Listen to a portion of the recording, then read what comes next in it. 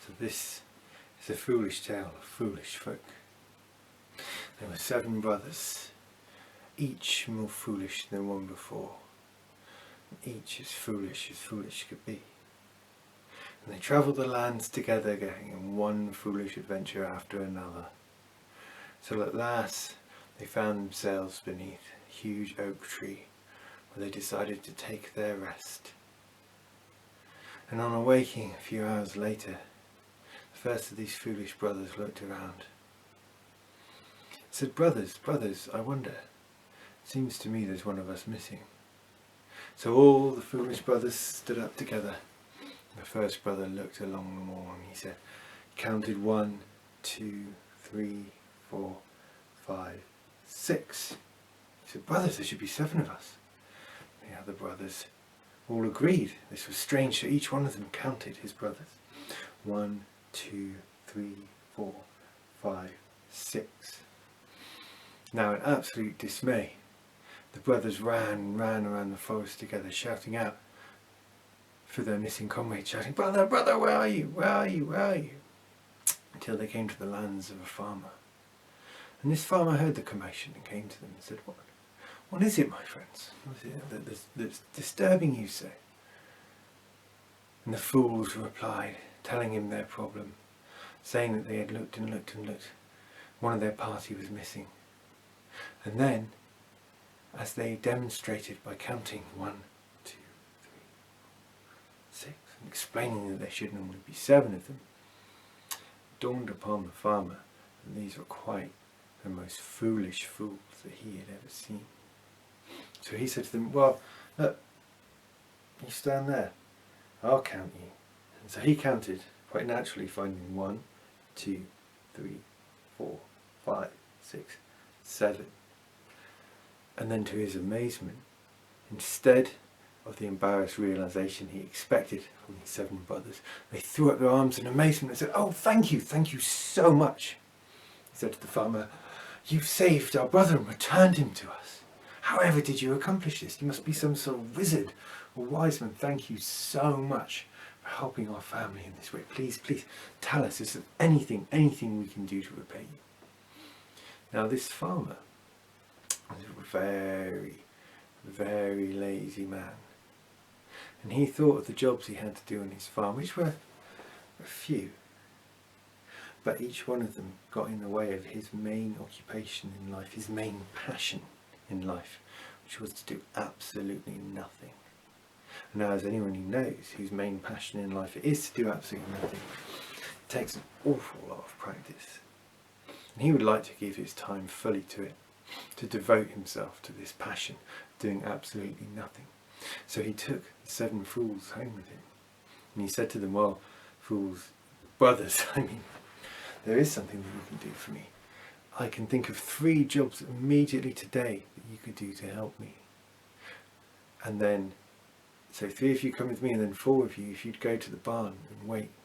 You can rest there, come to me tomorrow morning, and I'm sure I will have found other things for you to do to repay my kindness. So as he turned to go, and he realised 2 of the brothers were coming with him, and 5 of the brothers were going to the barn, he stopped and said, no, brothers, no, it's great. 3 of you come with me now, and the other 4 of you go and rest in the barn. To which the 7 brothers went, oh no, absolutely, we agree completely. We'll do whatever you say in repayment for your kindness. So as he turned to go and realised all 7 were coming with him, he stopped again and explained again. 3 of you come with me, and 4 of you go and rest in the barn. And eventually, this idea managed to penetrate through the 7 foolish brothers. So 4 of them went off to the barn to stay there all day and all night, and to come back the next day. And 3 brothers went with the farmer. And the farmer said, well, I've got 3 jobs for you to do. And he led them first to a field. And he said to the first brother, he said, well, here, my friend, it's my pasture full of goats. These are the goats that give me milk and cheese. And these are the goats that I need to watch every day, but they're devilishly clever. They run around all over the place. It takes so much of my valuable time. If you would stay here all day and watch my goats for me, I would feel part of your debt repaid. So the first fool said, oh, of course, I'll do whatever you want. I'll look after these goats for you, don't you worry. So the farmer left him in charge of the goats. And he moved on, and he took the second fool to his second field. He said, here in this field is where I grow my corn, and I've ploughed the field already. Back-breaking or arduous work, but today I was going to sow seed in this field, up and down the lines that I have ploughed. If you could do this for me, if you could protect my seeds and sow them up and down so that I may have corn at harvest time, that would be amazing, and I would really appreciate it, and you'd be freeing me up for me to do my valuable work. And the second fool, of course, said, no, absolutely, I'll sow your seeds, I'll do such a good job, don't you worry. And by the end of the day, all of it will be done. So the farmer went away, and he took the third fool to do the third task he had, which was his least favourite and the one he was most glad of shirking off on someone else. Took the third fool back to the farmhouse and introduced him to his grandmother and said, this is my grandmother, who I look after all day, tending to her every whim. She's a sweet, sweet old lady. If you could look after her for me and attend to her every whim, that would free me up to do my valuable work. Now, even the fool would notice that the grandmother, the farmer, was not the sweet, sweet old lady he'd been led to believe. For the farmer's grandmother had a tongue that could slice iron in half with its fierceness. And she had the same amount of patience as it would take to fill the cup of the tiniest gnat. And this was exactly why the farmer would rather have the fool there for the day. So the farmer went off to practice his passion of doing absolutely nothing, and he strung out his hammock and he lay in it. He spent a relaxing day looking up at the clouds and hearing the birds sing. He spent a relaxing day thinking of how clever he had been to fool these fools and to get off his work. And then towards the end of the day, eventually he yawned and he stretched and he got up and he walked over, happy as can be, to the field, his first field with the goats. As he arrived at the first field, he noticed that other than the fool who was leaning on the gatepost, it was completely empty. When the farmer asked, what's going on here, where are all the goats? The first fool grinned and said, oh, you'll be so pleased with me. I've managed to save you and your grandmother and everyone else on the farm. You never believe what happened. I was just sat down, the goats all around me, when they came up to me. And I noticed one of them began to nibble on the edge of my shirt. I've never known anything like it. I've never known goats to start to do that in all my life. So immediately, obviously, I realised straight away what would be happening. It's that obviously the goats had developed a taste for human flesh. And once one goat develops a taste for human flesh, surely all of the others would as well. So seeing that pretty soon we would have cannibalistic goats all around us, I did the only thing I could think of to save everyone on the farm, which was I kicked over the fence and I drove all of the goats away into the forest. And don't you worry, my friend, you'll never be bothered by those goats ever again. And then he grinned, the self-satisfied grin of a man who has done his duty to the fullest. The farmer looked at him, and the fool looked back and said, oh, either I'm a fool, or I can see that you're so pleased with me for saving you and your grandmother and the whole farm. Isn't that right? The farmer found himself speechless at the idea that he had lost all of his goats in the forest, and that he was going to have to go and find every goat and track them down again, taking far more time and effort to find them and pull them back than he would have spent had he just watched them himself. So With low spirits and a heavy heart, he trudged on to the next field, where he found the second fool stood proudly on the gatepost like his brother had been, with an empty sack with no seeds in it, but also a suspiciously empty-looking field, with no seeds to be seen anywhere sown across the ground. So he said to the fool, "Have you sown all the seeds as I asked?" And the fool said, "Oh, well, you'll be so pleased with me. I had an absolute stroke of genius. Here I was, looking at all these seeds, and hearing how difficult you described the task to be and how time-consuming it was, and I thought, I know, I'll help the farmer. I'll devise a method of doing this far, far quicker." And I reasoned, you see, that if I were to give the seeds here to a bird, then the bird could fly out over the field and drop them far quicker than I could.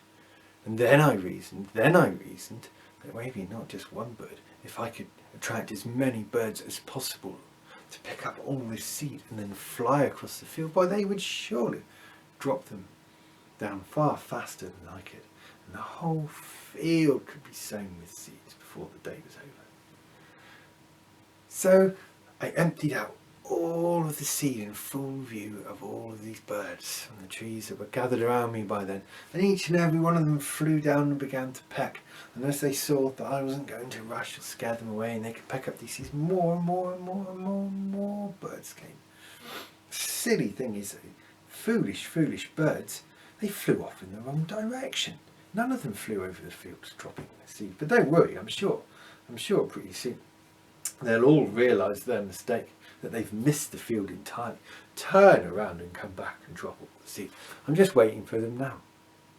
Oh, I can see by the expression on your face, unless I'm a fool, I can see that you're so happy with me and my amazing idea to save so much time, so much energy in sowing this field. You're so happy that you can hardly speak with gratitude. And he gave the farmer a huge grin.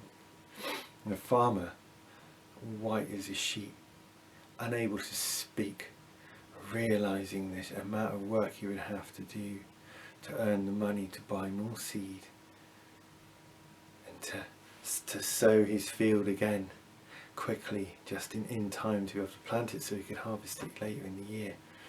Just couldn't speak, was so dismayed.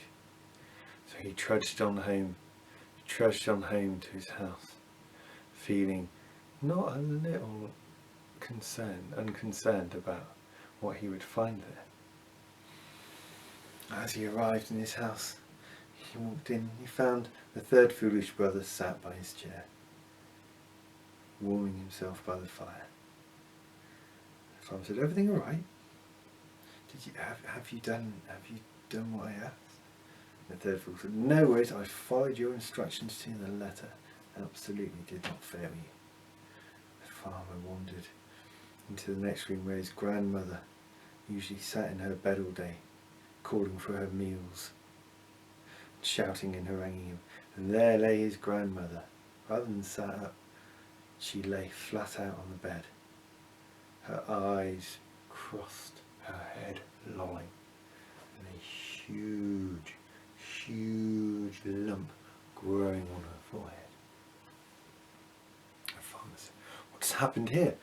The fool said, "Oh, you'll be so pleased with me. I did so well all day long, your grandmother, who was the sweetest lady with the sauciest of language, and either I'm a fool or she absolutely loved me, but was so embarrassed by how impressed and in love with me she was, she had to hide it with coarse language, scornful words. She called me in again and again and again to complain that there was a fly in the room, a fly flying around. She would shout and call to me, you fool, come in here, chase this fly away. And I would run into the room, like you said, and I would flap around and chase the fly out. But sure enough, that fly would come back in, and your grandmother, once again using her saucy language, she'd shout and cry for me to come in and to chase it away. All day this went on, till at last she demanded I get the skillet down from the kitchen. And if none of you know what a skillet is, I would suggest you think of the largest, heaviest frying pan you can possibly think of. and then think of something like that, but about 10 times as heavy.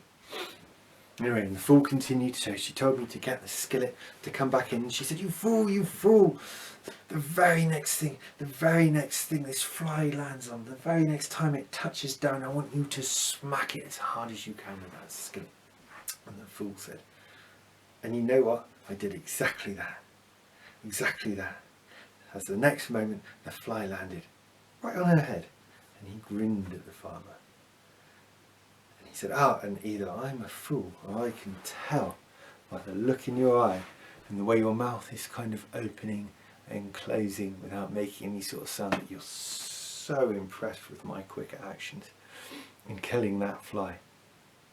You can hardly believe your luck in taking me on the important job of looking after your beautiful grandmother.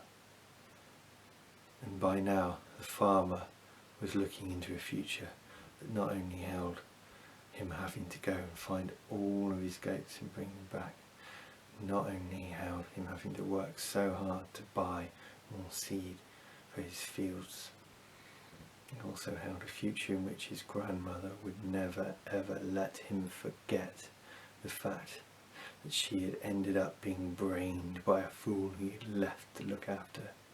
Just as she was starting to stir and he was starting to think he had mere moments before this future of scolding and insults and anger from his grandmother would begin, he saw all the other fools come walking up to the house, as not only the two fools he'd seen earlier, but their full brothers came, completely forgetting the fact that they were supposed to stay overnight and come the next morning.